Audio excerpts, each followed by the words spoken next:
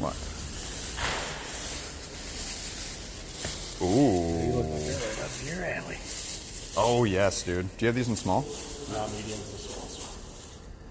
No smalls? No, mediums the smallest they go. It'll fit you fine. No, it'll be great. How much are those? Here, look, take it. This is mine? Ooh, I got a new shirt. I'm on the Helix page right now. I'm going to show them how to set up the live setup. Mr. Mike here also has a Helix. He has a Helix LT. That's right. But yeah, so today we're playing at the Emerald Theater in Mount Clemens, Michigan. We don't go on until 9 this afternoon, and it's, what, like, it's 12? So there's a pretty big production here, just because it's like a Halloween party with tons of actors and zombies and props and all this cool stuff.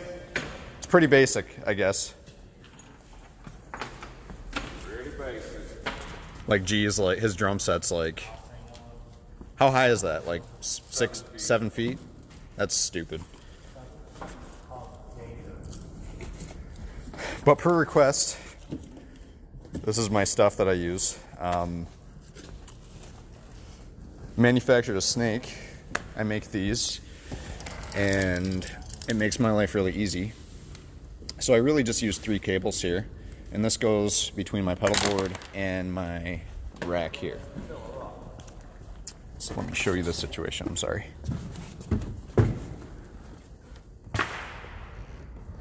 Okay, so this is the back of my rack. I have 1 power cable coming out. Everything is cut to length in terms of power, and it runs up and it connects right here. So this power con sends power through the snake to my pedal board, where there's a Strymon Zuma power supply that powers pretty much everything on the board. The Helix control is powered from the Helix rack. So I take that cable, which is a, I think, Cat 5e. I plug it into where it says Helix. Next, I have a Line 6 G70 on that board, and I'm not running signal back and forth 4-cable method. It's all done right here in the rack. So loop 4 is my send and return that goes to my send and return on my amp here. So from my G70, all it needs to do is come into my Helix rack for it to start doing its thing. So that gets plugged into input 2 right now because input 1 is not being used currently. I have some stuff that's not being used, but then what I do here is I plug in this XLR that says wedge out. And that's coming right from my amp. Has an emulated output, pretty much an impulse response, but it feels really good, so that's why I use it. So those 4 things, single power out to the wall. And then, of course, because I have a cab, just running 1 today, cab out 1, and that's plugged in there. If we have half the coffee sticking out, we have the screen just down to the top. And then on this side, just as easy, guys, power con, my XLR, and I'll show you where that goes here in a second. I have my 1/4 inch that comes out from that G70. I'll explain the signal path here in a second. And then here's the Helix control cable. And then for strain relief, do one of those. The pink one is just for backup in case the blue cable fails. So I'll tuck that down in here right now. Thank you, Genevieve. I appreciate that. So power, we'll power everything on. So really it's, what, 5 cables right there.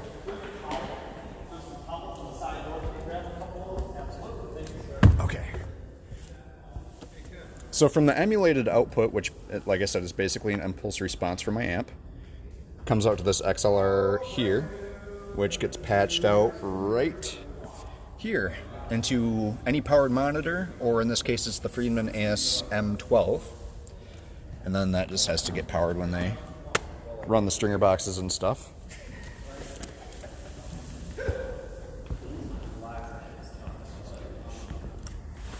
So signal path here.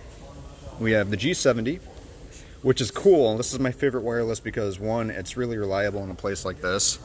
Kind of in the Metro Detroit area where there's a lot going on. It really doesn't drop out on me.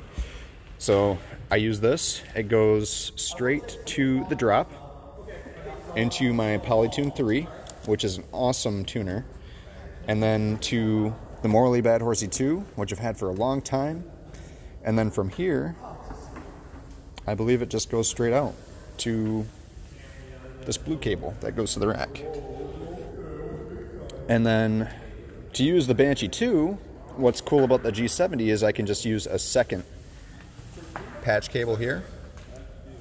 So it has like an A-B split in here. You can set different outputs on this pedal, on this wireless, sorry. And I'm sending that one right to the input of the Banshee 2 because this talk box does not need an amp and a speaker to work. It has an amplifier built in. You can actually use this as a guitar amp, believe it or not. So there's that. And then of course I have my Helix control that just a one preset kind of guy. I have my main distortion channel, my clean, my lead, which is a little bit more delay and reverb and volume. And then this one, the difference between these two patches is I have the Scream 808 from the Helix effects section. That's this one. And then this one is actually an external pedal that's in my rack, which I'll show you shortly. So there's that. And then I suppose I'll show you what it sounds like. I hope I can do that. So in the drawer here, we have a Strymon Ojai that's powering the Freakout, which is incredible. The Golden Pearl, which is an overdrive by Friedman. The Sir Riot Reloaded, which I run right into the clean channel of my amplifier. Again, this is in 4-cable method. Using all the loops on the Helix rack, it lets me route these pedals wherever I want in the signal chain, so it's really cool. And then this one is just in line. This is a depth finder. It's the presence and resonance controls from the PV5150 block logo. So a pedal like this, it just has one tone knob for your EQ. So the shaping isn't really there. You can use this mini switch and stuff, but this really helps you bring that depth back into your sound. So that's why it's called the depth finder. So now we're all fired up, and it's actually on my overdrive distortion channel right now, and it's dead quiet.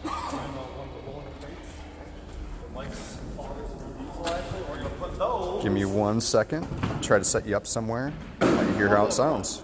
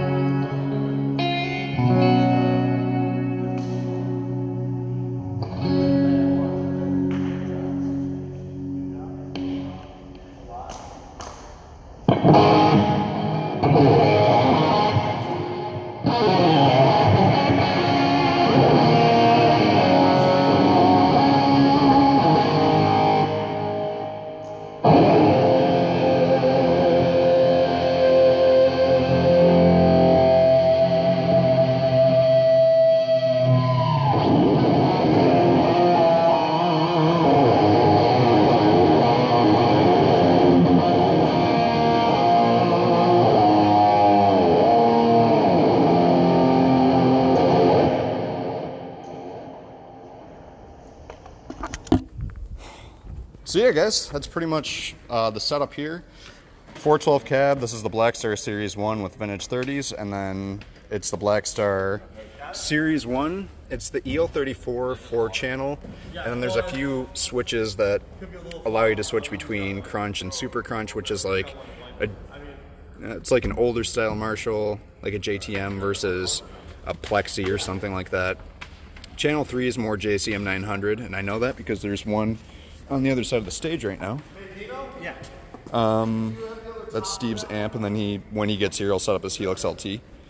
But yeah, hopefully this was some cool information for you guys. Aside from that, guitars I'm using, this is a Kramer, and then I have pickups here that are wound by a guy named Byron Job, and they're really great, really good pickups. Other guitars I'm using, I need to set this down for a second. New strap, who dis? We have a Jackson here. It's a Tiger one. It's my main one, my baby. It's my newest one. Well, actually, both of these are pretty new, but it's like a high vis. It's like a highlighter yellow. And I had a DiMarzio Tone Zone in there for a few weeks. And I switched it out for a Seymour Duncan JB. And then that's an Air Norton. Got the kill switches on there and stuff. And then this one's Cobra Kai themed. It says strike first, strike hard, no mercy. Really cool guitar from about 2002. And Dan, this Jackson is really cool. It's really bright. Pretty much the same setup on it. But yeah, hopefully you guys enjoyed this a little bit. I don't know how it sounds. Like I said, it's just a phone, but if you enjoyed this, hopefully you learned something. I'm going to keep drinking Red Bull and setting up and doing all this fun stuff, and it's going to be a great time tonight. Thanks for tuning in for a little bit, and enjoy your Helix, guys. See ya.